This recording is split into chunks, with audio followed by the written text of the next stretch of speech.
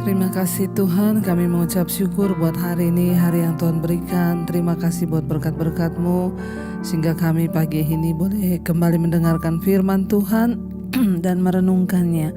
Biarlah firman Tuhan menjadi kekuatan di hidup kami Tuhan. Dalam nama Yesus, urapi hamba-Mu yang tidak ada apa-apanya, berbicara bagi kami, sampaikan isi hati-Mu. Haleluya, amin, amin. Ya, shalom saudara. Kita berjumpa kembali pagi hari ini. Saya percaya kita semua bangun dengan tubuh yang sehat, tidak kurang suatu apapun. Dan firman Tuhan hari ini terambil dari Efesus pasal yang keempat. Efesus pasal yang keempat, ayat yang kita mulai ayat yang ke-17 ya. Efesus 4 ayat yang ke-17. Sebab itu kukatakan dan kutegaskan ini kepadamu di dalam Tuhan, jangan hidup lagi sama seperti orang-orang yang tidak mengenal Allah dengan pikirannya yang sia-sia. Saudara, jadi ternyata banyak orang di dalam jemaat, termasuk jemaat di Efesus ini, mereka itu sudah ada di dalam kumpulan berjemaat atau bergereja. Tetapi sesungguhnya mereka itu adalah kumpulan orang-orang yang tidak mengenal Allah. Jadi sekali lagi selalu saya ingatkan, jangan hanya puas menjadi orang Kristen, tapi kita harus sungguh-sungguh menjadi orang yang mengenal Tuhan, mengenal rencana Tuhan, dan mengenal setiap kehendak Tuhan dalam hidup kita. Rasul Paulus mengingatkan kepada jemaat yang ada di Efesus, saudara ya. Dia bilang, sebab itu kukatakan dan kutegaskan ini kepadamu di dalam Tuhan. Jangan hidup lagi sama seperti orang-orang yang tidak mengenal Allah dengan pikirannya yang sia-sia. Apa ciri-ciri orang yang tidak mengenal Allah itu? Yang pertama adalah pikirannya itu sia-sia. Saudara yang terkasih, kalau orang itu pikirannya sudah sia-sia, pasti perbuatannya sia-sia, hidupnya sia-sia, semua yang dia lakukan juga sia-sia. Ya, karena itu kita ini sering melihat dan mendapati bahkan di sekeliling kita orang yang menyebut dirinya Kristen, bahkan mungkin sudah pelayanan di gereja, terlibat dalam segala kegiatan, bahkan mungkin majelis pendeta atau siapapun. Tetapi kalau hidup kita ini tidak mengenal Allah, maka pikirannya itu sia-sia, sehingga dia melakukan perkara-perkara yang sia-sia juga. Harusnya kita ini ketika mengenal Tuhan, saudara, pikiran kita ini menjadi pikiran yang dibaharui. Kita tidak lagi melakukan hal-hal yang sia-sia. Contoh, masih banyak orang ya yang mengatakan dirinya ya orang Kristen, majelis, pendeta bahkan, tapi mereka melakukan hal-hal kegelapan, mabuk-mabukan, ya minum-minuman keras, bahkan ya merokok dan melakukan segala hal yang sia-sia. Kalau kita pikir dengan akal budi yang Tuhan berikan, sebenarnya semua itu apa keuntungannya bagi kita? Rasul Paulus berkata, ya segala sesuatu itu kamu tidak ada yang melarang untuk melakukan. Apa saja yang kamu mau lakukan, lakukan. Tetapi apakah itu berguna? Apakah itu bermanfaat? Ya, sekarang kita lihat orang-orang yang terikat dengan minuman keras, mereka mabuk, yang terikat dengan rokok, itu faedahnya bagi hidup kita tuh apa? Ya, apa yang membawa kebaikan gitu ya, kalau kita benar-benar pikiran kita sudah dibaharui.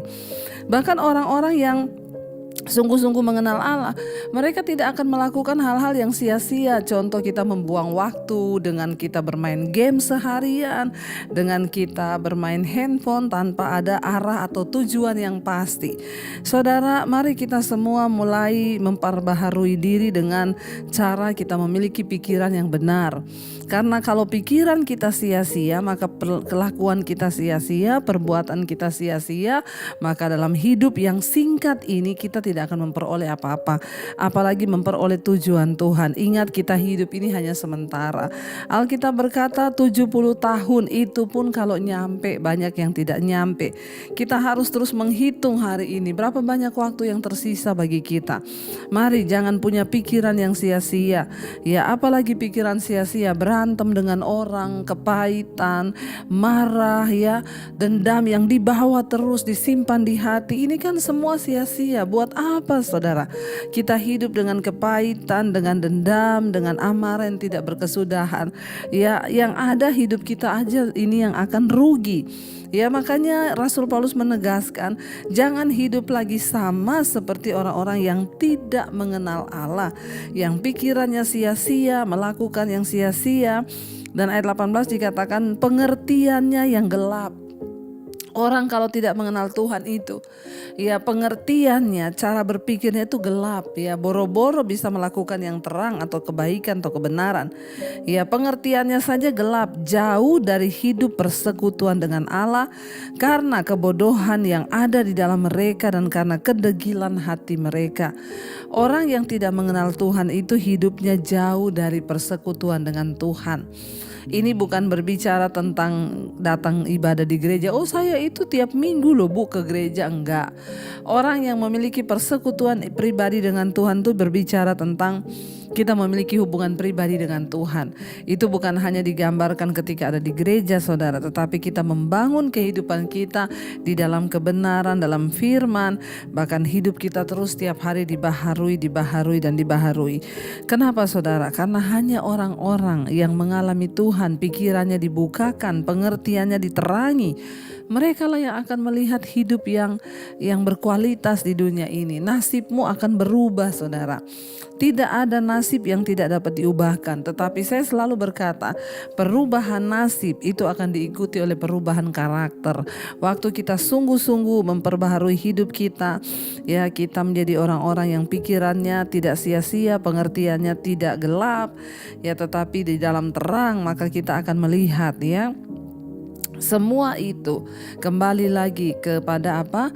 Hubungan kita pribadi dengan Tuhan. Orang-orang yang tidak mengenal Allah itu memiliki kehidupan yang jauh, ya, ada persekutuannya dengan Allah. Ya, mereka memang berkata mengenal Allah, tetapi mereka tidak bersekutu dengan Tuhan. Artinya apa? Orang yang bersekutu dengan Tuhan itu dimanapun dia tahu, dia menyadari ketika dia akan melakukan dosa, dia tahu Tuhan melihat, dia tahu hidupnya itu adalah milik Tuhan. Ya, dan akhirnya saudara, kalau orang hidup jauh dari Tuhan maka pikirannya gelap, pikirannya sia-sia, ya karena kebodohan di dalam hati mereka. Apa yang membuat kita bisa menjadi manusia yang bijaksana dan pinter? Ya hanya satu, firman Tuhan. Kalau saudara rajin membaca firman, hidupmu dipenuhi dengan firman, pikiranmu dipenuhi dengan firman, maka saya yakin dan percaya firman itulah yang akan mengubah karakter kita. Bahaya sekali saudara, orang yang tidak mengenal Tuhan itu saudara dikatakan ayat 19, perasaan mereka tumpul sehingga mereka menyerahkan diri kepada hawa nafsu dan mengerjakan dengan serakah segala macam kecemaran.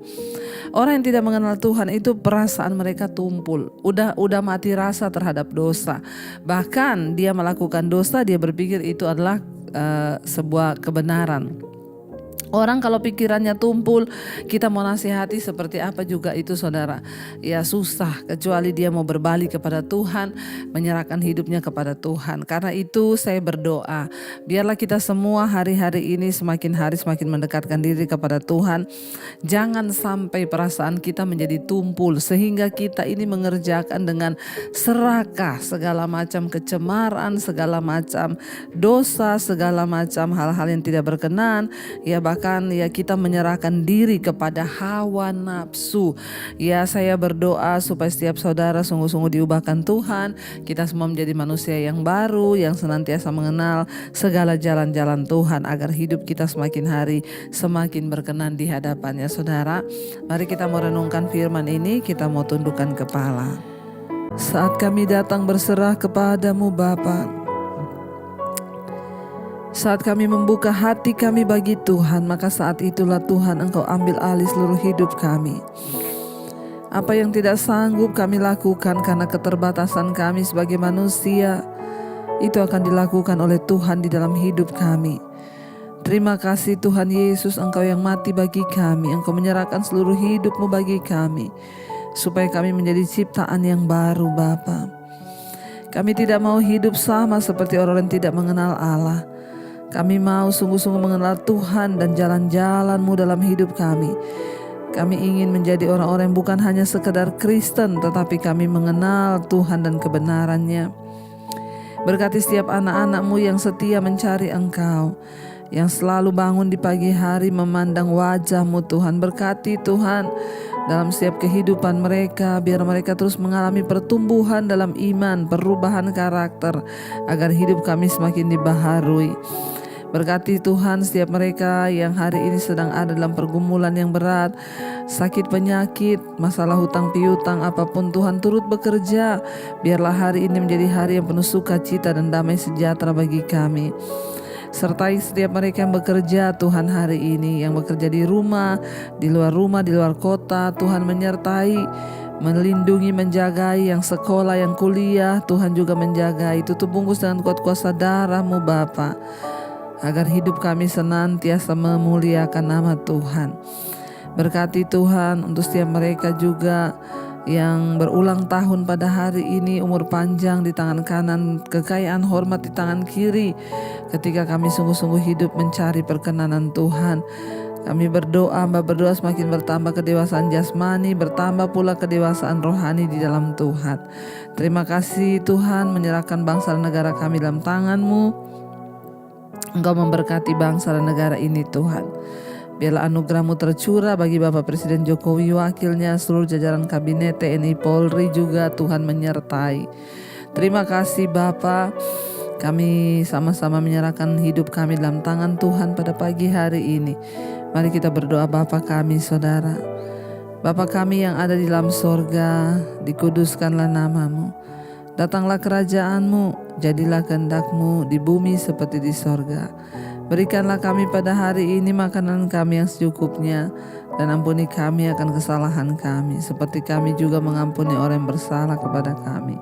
Janganlah membawa kami dalam pencobaan, tapi lepaskan kami daripada yang jahat. Karena Engkau yang punya kerajaan dan kuasa dan kemuliaan sampai selama-lamanya. Mari buka hati dan tangan-Mu Saudara, terimalah kiranya berkat dari Allah Bapa, cinta kasih Tuhan Yesus Kristus, penyertaan Allah Roh Kudus menyertai hidupmu mulai hari ini bahkan sampai kali yang kedua. Tuhan Yesus datang menjemput kita, nama kita tercatat dalam kitab kehidupan. Dalam nama Tuhan Yesus yang percaya diberkati Tuhan, katakan bersama, amin, amin, amin. Tuhan Yesus memberkati. Shalom dan Immanuel.